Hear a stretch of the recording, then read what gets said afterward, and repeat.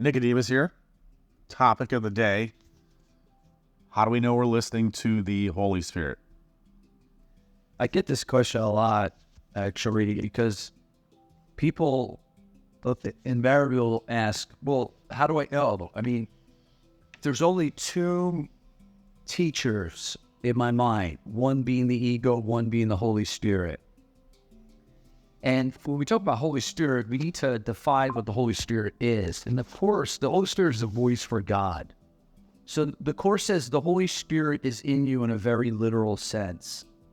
It does not say God is in you.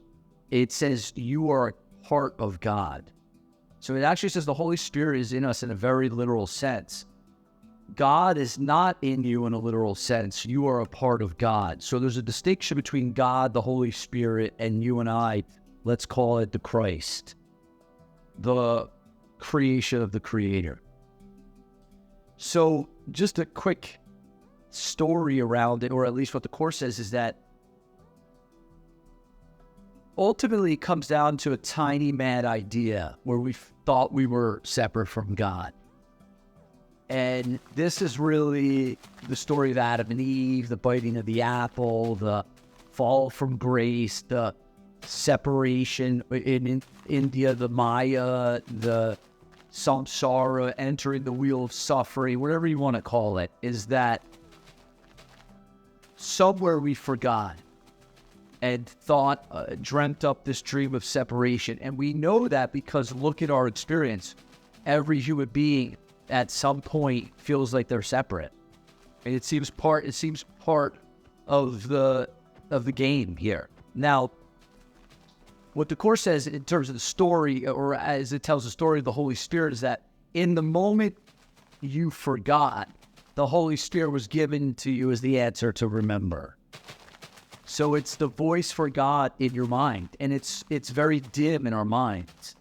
It's like this flame that is burning so small that we have to express it and we have to extend it. We have to learn of the Holy Spirit and extend that teaching out into the world to all of our brothers and sisters and all beings so that it strengthens in our thoughts. And because what he says in the Course is that when the light of the Holy Spirit is so dim that you must extend it, really teach it, to learn it, extend it to secure it for yourself. So think about that for a moment, is that there's a line in the Course, one of the actually lessons of the Holy Spirit is to have peace, teach peace, to learn it. So we have to teach it because we're like little kids and we don't really know it. So in teaching it, we learn it. In teaching the curriculum of the Holy Spirit and extending it out to the world, we reinforce it for ourselves. So how do we know if we're doing that? Well, the good thing is that the Holy Spirit's curriculum and the ego's curriculum are diametrically opposed. They're different in every aspect. So partial allegiance is impossible. And you know which one you're listening to based on how you feel. You know which one you're listening to based on the results that show up. Like if I'm in a marriage and I go, I'm listening to the Holy Spirit, but my wife and I are fighting all the time, I'm clearly not listening to the Holy Spirit. If I say, well, I'm listening to the Holy Spirit and I end up suffering, somewhere I chose wrong-mindedness, I know based on the results. We would say something like this in the trainings where you know you're based on the results. That's where you know where you're operating from. Well, in the Course, I know based on what's showing up in my life. Am I living in scarcity? Do I have anxiety and sickness and illness and fear and doubt? And that's showing up in my relationships, in my bank account, in my, my health. If it's showing up, I'm learning from the wrong teacher. The wrong teacher being the ego, because we'll know it by the fruits, if you will. And then what ends up happening is the world witnesses back to us to show which teacher we chose.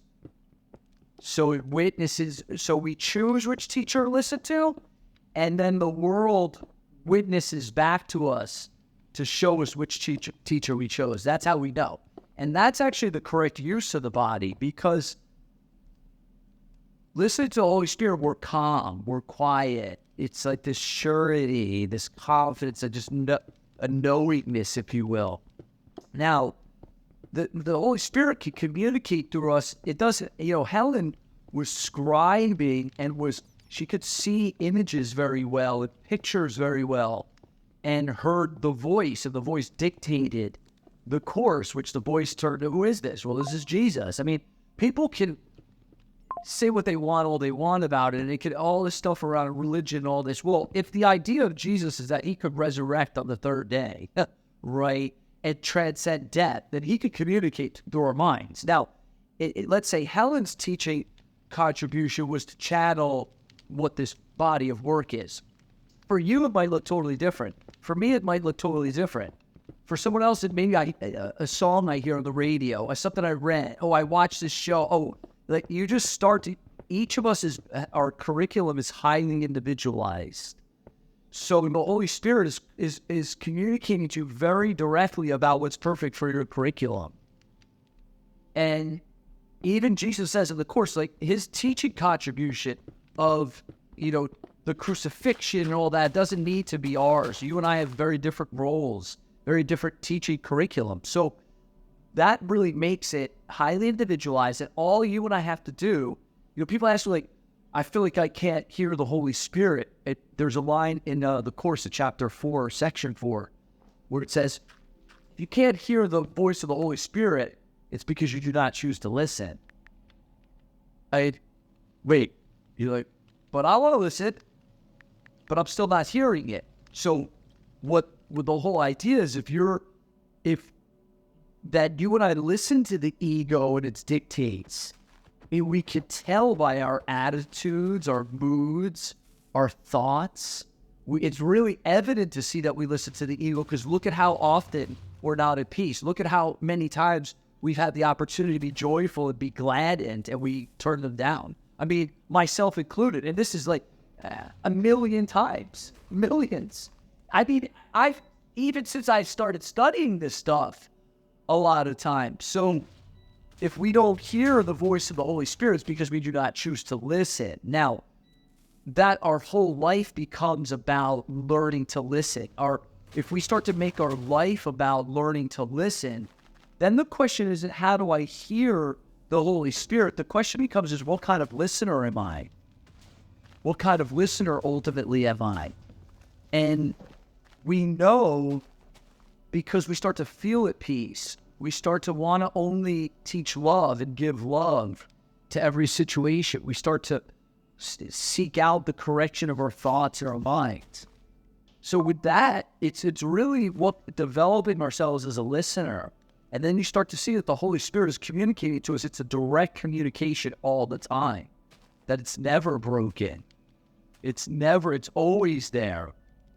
So as we start to turn away from the things that we've put in the way of the way I think it should look and the way I want it to be, like I'm the one teaching myself, when we fire ourselves as our own teacher, it becomes very easy to listen. And we know in the results, we know in how our relationships look and how often we feel peaceful and abundant and free and joyful. That's how we ultimately know.